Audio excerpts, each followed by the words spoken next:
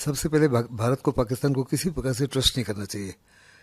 कल शाम को उनके डीजीएमओ ने हिंदुस्तान के डीजीएमओ से बातचीत की अराउंड 3:35 और 5 बजे से ceasefire came into effect on land, sea and air. लेकिन उसके विद इन 3 आवर्स पाकिस्तान ने श्रीनगर में, जम्मू में, पंजाब में, राजस्थान में, गुजरात में सीज फायर का वायलेशन किया। अनेकों जगह पे उनके ड्रोन्स देखे गए। श्रीनगर के इलाके में 4 उनके ड्रोन्स मार भी गए। पाकिस्तान ने साफ तौर पे बड़े पैमाने पर एक किस्म से धोखा दिया, सीज फायर का वायलेशन किया है।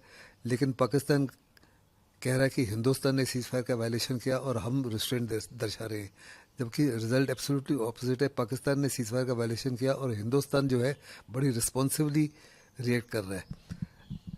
इस समय शांति है, लेकिन आप किसी प्रकार से उसके ऊपर भरोसा नहीं कर सकते। हिंदुस्तान ने साफ तौर पे कहा है, अगर आपने सीज फायर का वायलेशन किया तो हम आपको ज़बरदस्त पनिश करेंगे। In the mean time Pakistan ज़बरदस्त मिस इन्फॉर्मेशन स्टार्ट कर रहा है। वो कह रहा है कि उसने 2 एयरफील्ड जो है सिरसा और सूरतगढ़ को कम्प्लीटली बर्बाद कर दिया है। उसने हिंदुस्तान के जो इंफ्रास्ट्रक्चर है, जो पावर ग्रिड है उसको, और साइबर वॉरफेयर से जो कनेक्टेड है उसको भी कम्प्लीटली डिस्ट्रॉय कर दिया है। साथ ही कहा कि एक S-400 जो हमारा स्क्वाड्रन आदमपुर में लगा हुआ है उसको भी हर प्रकार से बर्बाद कर दिया है। All this is false. साथ ही साथ अनफॉर्चुनेटली फॉर अस, चाइना के जो external affairs minister Wang Yi हैं, उन्होंने साफ तौर पे कहा कि हर प्रकार से पाकिस्तान की सॉवरेनिटी, इंटेग्रिटी और टेरिटोरियल को उनके साथ खड़े हैं from all point of view. Bharat की तरफ से ये स्टेटमेंट जो है ऐसा क्लियरली साथ दिखा रहा है कि ये पैराडाइम शिफ्ट है। हिंदुस्तान ने भी साफ तौर पे कह दिया कि अगर पाकिस्तान की तरफ से किसी प्रकार की कोई भी साजिश हुई या कोई भी हादसा हुआ,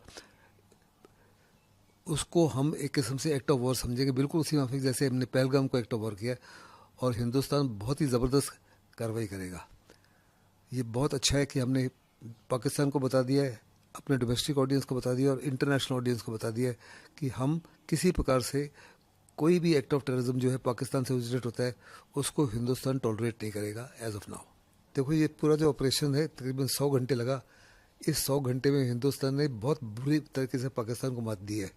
पाकिस्तान के तकरीबन सारे के सारे जो मेजर एयर बेसिस हैं जम्मू कश्मीर में और पंजाब प्रोविंस में और POK में और सिंध में, उनको बर्बाद कर दिया है। साथ ही साथ उनका जो एयर डिफेंस इंफ्रास्ट्रक्चर है उसको भी कम्प्लीटली वाइप आउट कर दिया है।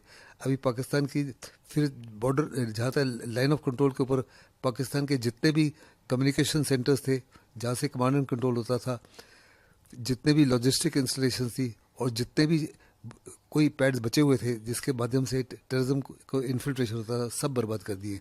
फिर बड़े पैमाने पर पाकिस्तान की पोस्ट को भी हिंदुस्तान ने उड़ा दिया।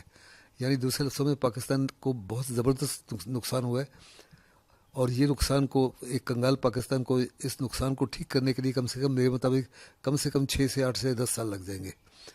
लेकिन इसके बाद में जहाँ तक डोनाल्ड ट्रंप का स्टेटमेंट था कि उनकी वजह से ये सीज फायर हुआ, हमारे एक्सटर्नल अफेयर्स मिनिस्टर ने कहा है कि बेसिकली ये बायलैटरल एग्रीमेंट है, लेकिन अगर ट्रंप इसका क्रेडिट लेना चाहते हैं तो हमको कोई इतराज़ नहीं है। लेकिन साफ तौर पर उन्होंने कहा ये एसेंशली बायलैटरल मामला है और हम किसी दूसरे देश की मीडिएशन को एक्सेप्ट नहीं करते।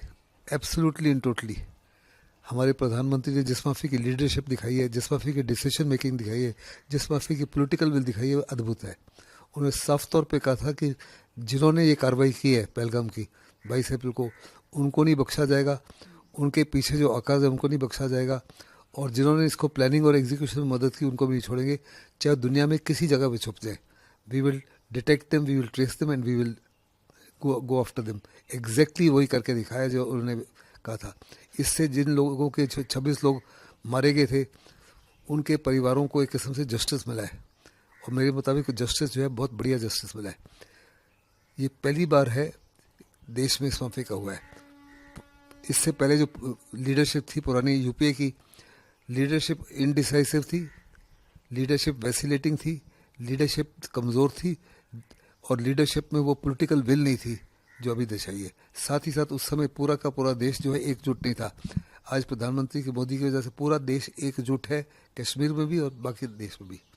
और जो हर बारी जो भी हिंदुस्तान कार्रवाई करता था, जैसे सर्जिकल स्ट्राइक की, बालाकोट स्ट्राइक की, तो अपोजिशन एविडेंस मांगता था। इस बारी एविडेंस इज ऑलरेडी देयर।